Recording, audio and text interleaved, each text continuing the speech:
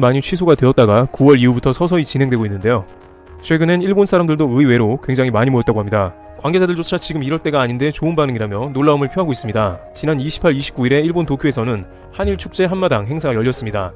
주일 항공문화원은 무려 7만 2천 명 정도가 행사에 다녀간 것으로 공식 집계하고 있습니다.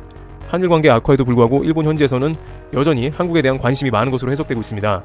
작년보다 10,000명이 적게 온 숫자이나 한국 음식이나 식품 등의 한국 관련 상품 매출은 작년보다 15% 정도 늘어난 것으로 집계됐습니다. 작년엔 10주년이라 행사를 크게 열었지만 올해는 그것도 아니고 한일 관계 악화에도 일본인들이 많은 관심을 보였다고 전하고 있습니다. 또한 오사카에서는 11월 11일에 다문화 공생축제를 열면서 한일 간 우호, 친선, 화합을 다지기로 했습니다. 가수 성시경을 등장시켜 일본 현지인들이 많이 참여하도록 유도한다는 의도를 가지고 있다고 합니다. 이렇게 일본에선 한일 간 문화 교류는 끊어져서는 안 된다며 계속해서 현재의 분위기를 누그러뜨리려는 듯 축제가 이어지고 있습니다. 특히 일본의 아카바 가즈요시 국토교통상이나 후쿠다 야수오 전 일본 총리 등 한일 관계에 관여하는 일본 정계 인사들이 다수 참석해서 눈길을 끌고 있습니다. 그런데 국내 네티즌들의 반응은 이에 대해 다소 평가가 엇갈리고 있습니다. 아직 축제할 때가 아니라는 반응인데요. 특히 아시아 음악 시상식 엠넷 에이시안 뮤직 어워즈 마마가 12월 4일 나고야 돔에서 개최된다는 소식이 전해지자 이와 같은 행사를 하필 일본에서 해야 하냐는 반응이 나오고 있습니다.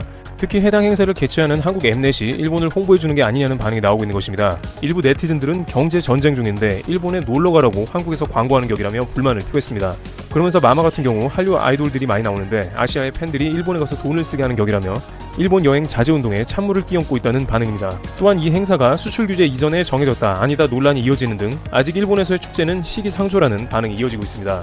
일각에서는 일본 자체적으로 관광 쪽에 더 이상 한국 관광객 감소는 막아야 한다는 지침이 내려져 수출 규제와는 별도로 유화 메시지를 보내면서 한국 관광객을 유치하려는 게 아니냐는 추측을 하기도 했습니다. 이와 같이 한일 간 문제로 일본 내 축제조차도 현재는 매우 예민하게 반응하면서 갈등하는 모습이 이어지고 있습니다. 일본 관광객이 한국에 오는 것은 좋지만 거기까지라면서 수출 규제나 강제징용 문제 해결 없이는 안 된다는 것입니다. 트래블 튜브 여기서 마치겠습니다. 감사합니다.